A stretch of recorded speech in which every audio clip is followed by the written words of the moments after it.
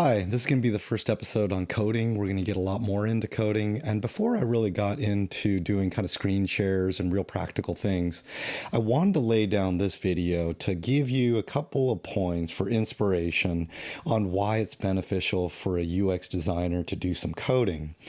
I realize that there's a lot of fire around this topic. I know some people feel that UX designers should never code.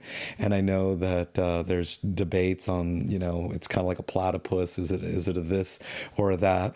And some people may try to pigeonhole us into UX designers should never do this or that.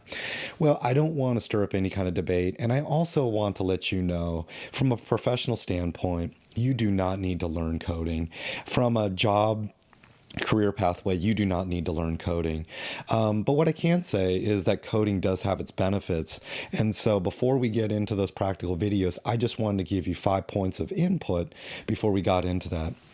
So my name is Ken, and you're watching Mastering UX.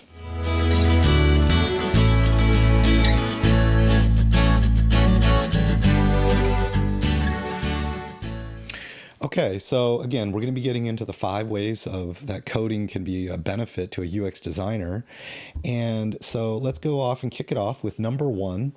So coding is just a skill set that you can create an end product with no barriers to entry.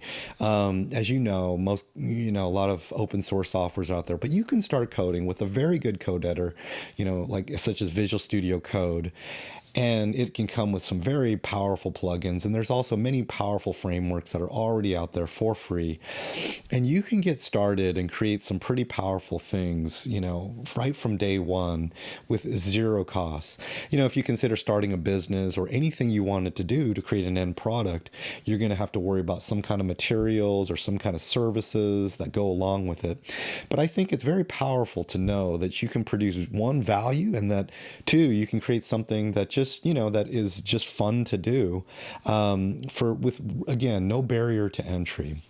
So this is something, again, that I think that doesn't just apply to a UX designer, but really I think it can apply to really anyone period. And there's a lot of quotes about this, that some people feel that every young person should learn to code. Everybody should learn to code, for it, helps us think. So anyways, there's a lot of reasons to learn how to code and to be able to create a website for yourself, even if you're not a UX designer. Okay, so number 2 is that you're going to design with many more factors in mind. CSS is a very powerful tool. With design tools, you have, robust tools like InDesign, and this can manage creating a book, and it does have its sophisticated rule sets. But I would say that CSS is much more robust than InDesign. There's a lot of inheritances. There's things that are targeted towards speech readers, targeted towards printing, targeted towards different resolutions. There are many kind of different rule systems that you can learn how to code in a systematic way. And nowadays, design has gone down really this pathway of creating design systems to create efficiencies. And I would say that these design systems are really enabling you to create efficiencies, but they're really rooted in CSS frameworks and the thought process of doing an end deliverable that's going to end up as recyclable components in code. And so I think learning CSS is something that is going to help you create a design system, create a website with sort of this kind of rules-based approach. The other thing I'll say is when you code, you just tend to do a lot more clicking, pinching the browser, testing. There's a lot of different ways you look at a website, and you may look at different scenarios when the database puts in more or less content and you see your design break. And so all these kind of fire testings that you kind of go through will really help you design, again, with more factors in mind. The third point is you'll be more connected to your team. It's great to be able to talk to a developer and know exactly, how hard something is. There's times I've done a design, I realize it's not going to be easy to build. At other times, I've had situations where we had to uh, get a design out the door or a fix or a patch really quickly. It definitely could not take a lot of time. And the fact that I know code, I'm able to kind of immediately come up with a solution that would be easy to implement for a coder, because I've been in their shoes. And the other thing I would say is that it's good to be able to hold developers accountable. There's sometimes I get pushback on a design. I feel a little bit that it is something of a high priority item.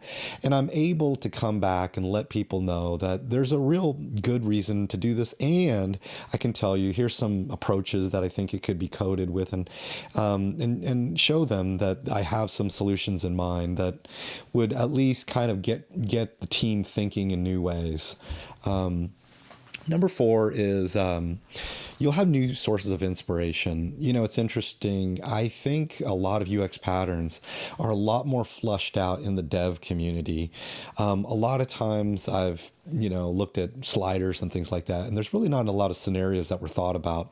And then when I look at a plugin website, because they've been receiving bugs for not only dev bugs, but also UI problems when you pinch the browser or different resolutions, or a person does a back and forth and does a complicated interaction. And so a lot of times these plugin developers have put in a lot of thought into these kind of edge case scenarios. So I've found that looking at what they've come up with is it's really kind of helped round out and help me get a little bit more understanding on scenarios that I need to be thinking about. The 5th one is, and this is a little bit controversial, and I think it could be misunderstood, and that is there's an efficiency in less baton passing. Okay, there is a time for having a team. There is a time for specialties. And, I definitely respect people that are better than me, but I do appreciate being able to have the ability to create a website in the most efficient way. And one of the ways that I'm able to sometimes do a website faster than a large company for less money is because when there's less baton passing, you're the person who was talking to the client, and you learned along the way as you were designing, as you were researching, you had new learnings, and all those learnings are with you when you code. And so you may not be the fastest coder, but the fact that you're the same person who got to hear all those things from the start, there's a real efficiency that can be gained, because I believe all projects really boil down to communication. So there you have it. Those are 5 factors that I feel that would be helpful for you as a UX designer. Again, just wanted to emphasize that you don't need to code. This is not urging all UX designers to be coders. These are just 5 points, and I hope that you stick around, and we'll also be getting into some more videos that are going to be a little bit more hands-on coding. If they're of interest to you, feel free to join, but if it's just too much for you, no problem. You can stick with the research and the other design videos that we're going to be coming out with. Anyways, I appreciate you sticking with me, and I'll see you on the next video.